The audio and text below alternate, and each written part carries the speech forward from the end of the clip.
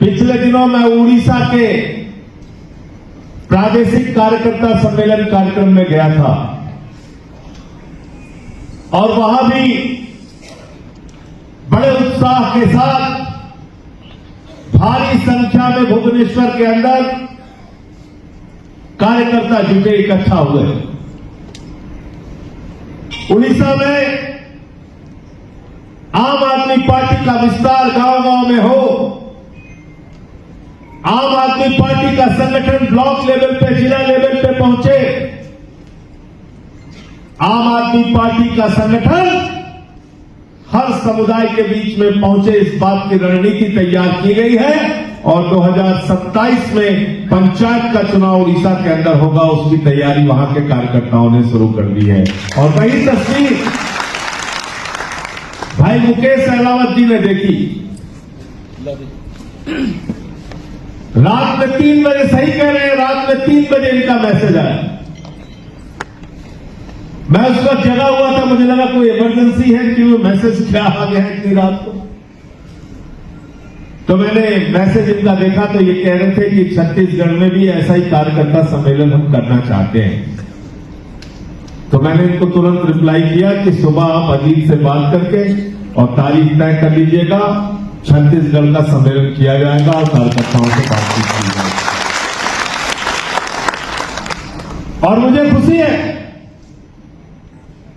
कि जो लोग ये कह रहे थे कि छत्तीसगढ़ में 2.5 साल से 2 साल से काम नहीं हो रहा है, छत्तीसगढ़ में आम आदमी पार्टी का संगठन शिथिल पड़ गया है, छत्तीसगढ़ में आम आदमी पार्टी की सक्रियता नहीं है, मैं उन सब से कहना चाहता हूं, आओ और हमारे कार्यकर्ताओं की तादाद आगे से लेकर पीछे तक देखो। छत्तीसगढ़ में संगठन जीवित भी है और आगे और मजबूती से इसका विस्तार भी होगा, कोई रोक नहीं पाएगा। आज जैसे ही मैं एयरपोर्ट पे पहुंचा,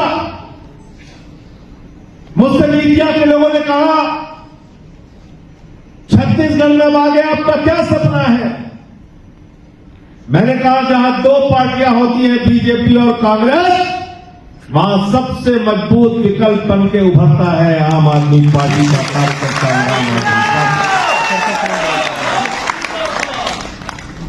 और आपके लिए अच्छी बात है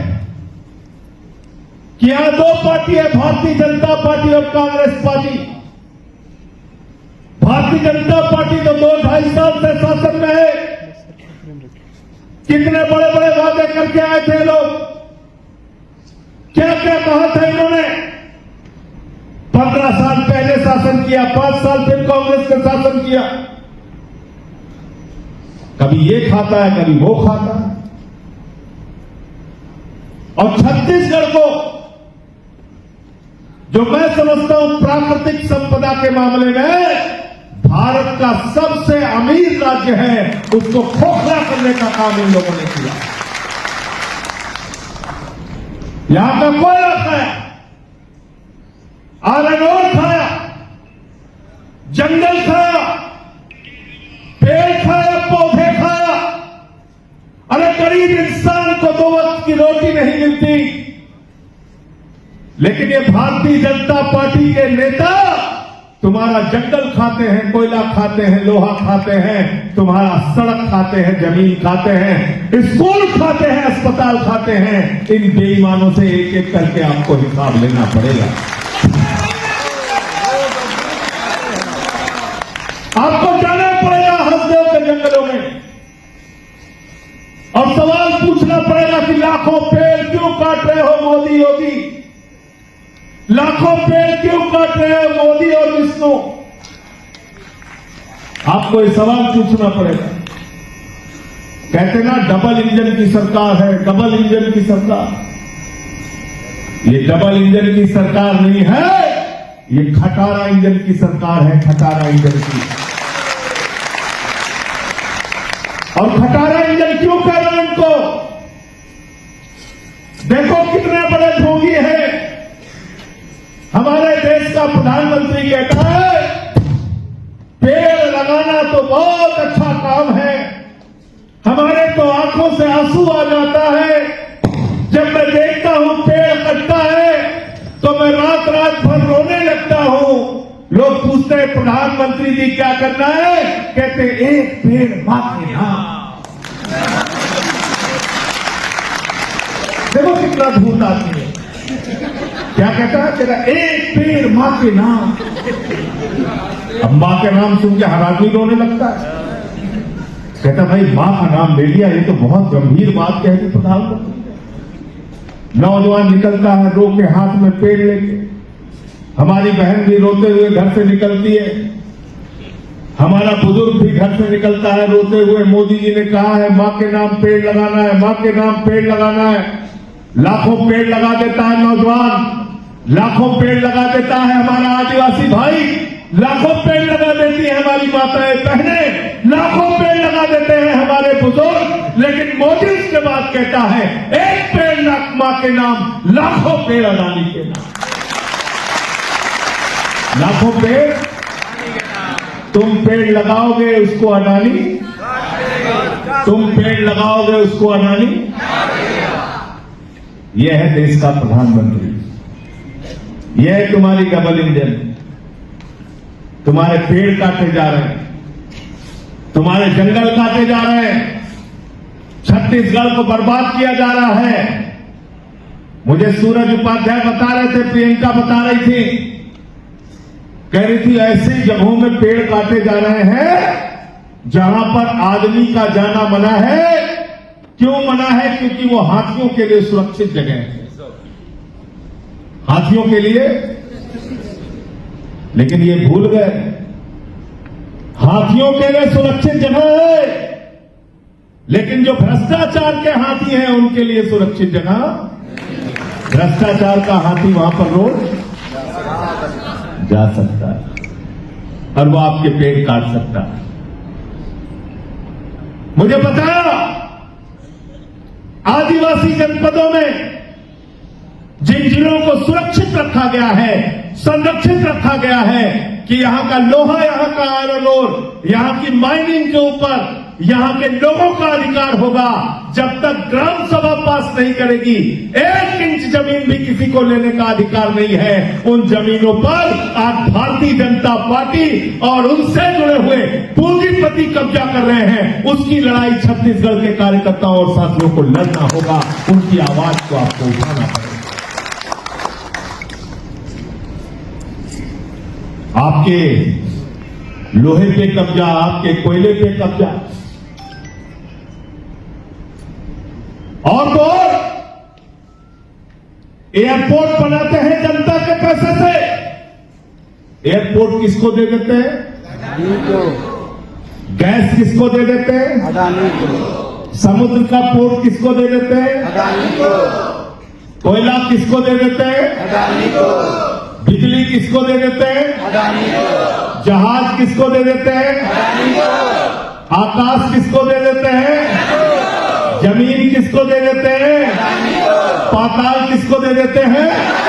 तो आकाश से लेके पाताल तक नरेंद्र मोदी ने सब कुछ किसको दे दिया? किसको दे दिया?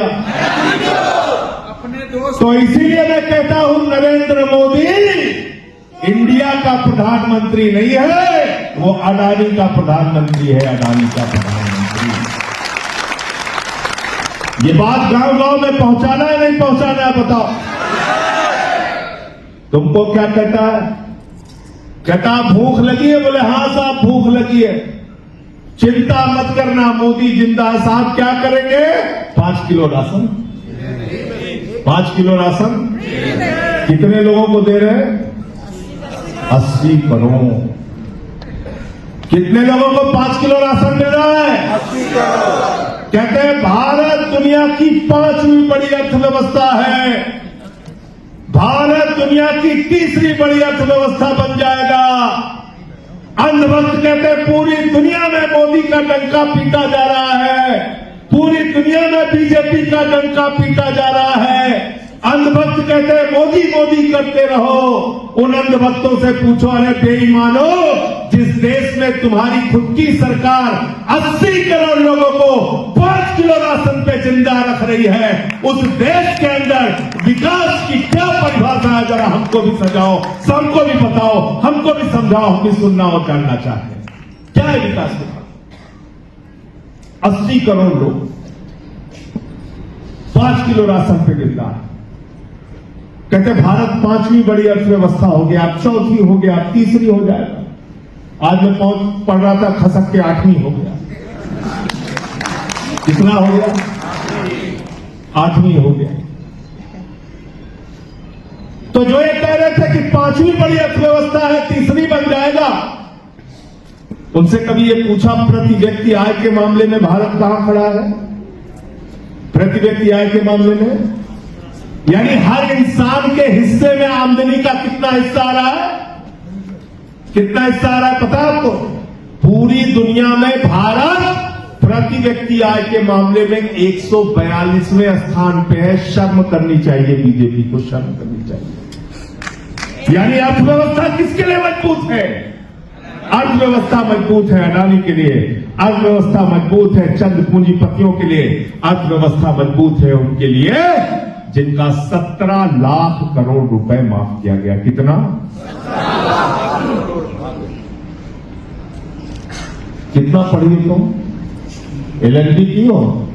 17 लाख करोड़ लिख पाओगे? नहीं लिख पाओगे। ये मुकेश अलाव जी भी बहुत पढ़े लिखे, अभी इनको कह दो नहीं लिख पाएंगे। जीरो लगाते लगाते लगाते लगाते थक जाओगे, इतना पैसा माफ किया। जीरो लगाते लगाते थक जाओगे। और कितने का? चंद पूंजीपतियों का। इस हाल में जितने लोग बैठे, मेरे ख्याल से 3 लाइन के लोग के बराबर जो देश के चंद पूंजीपति है, उनका 17 लाख करोड़ रुपए माफ कर दिया मोदी ने।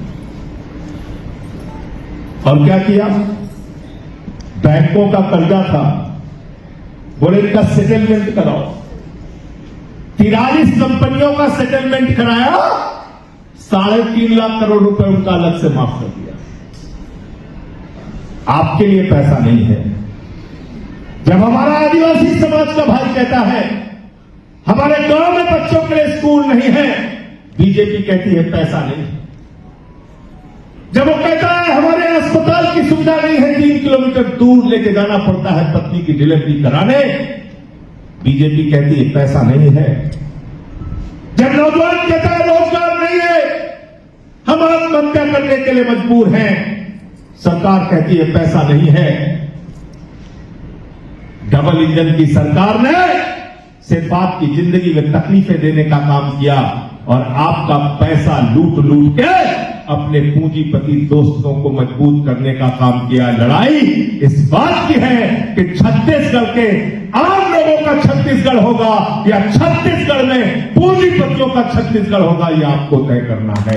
अगर आम लोगों का छत्तीसगढ़ चाहते हो, अगर नौजवानों का छत्तीसगढ़ चाहते हो, अगर किसानों का छत्तीसगढ़ चाहते हो, अगर आदिवासियों का छत्तीसगढ़ चाहते हो, अगर माता बहनों का छत्तीसगढ़ चाहते हो, अगर सुरक्षित और विकसित छत्तीसगढ़ चाहते हो, तो एक ही रास्ता है, आम आदमी पार्टी का झंडा उठा लो, इनसे लड़ना शुरू करो, इनको सत्ता से हटाओ और जैसे हमने दिल्ली और पंजाब में जनता के लिए काम किया ऐसे ही काम करके दिखाना।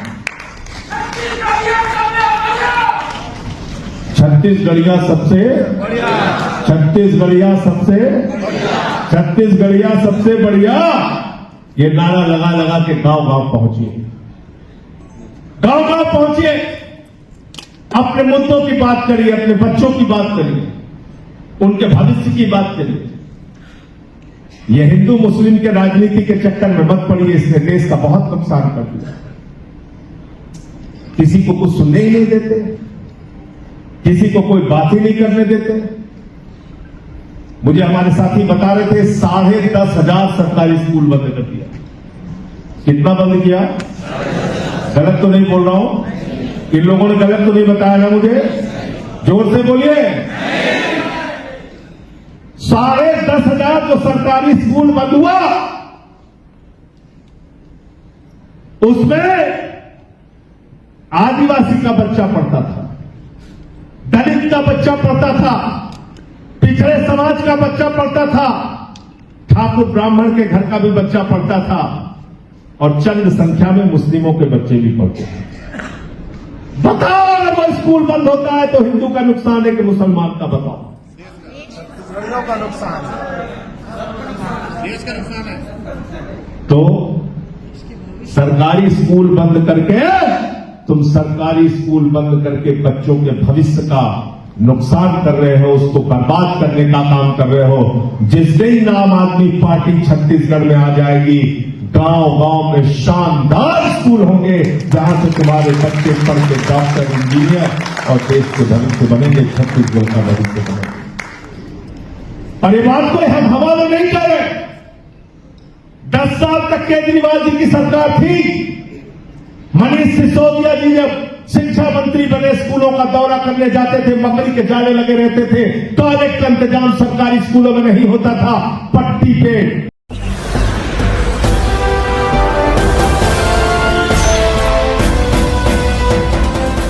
आप देख रहे हैं लाइव न्यूज 99, राष्ट्र सबसे पहले।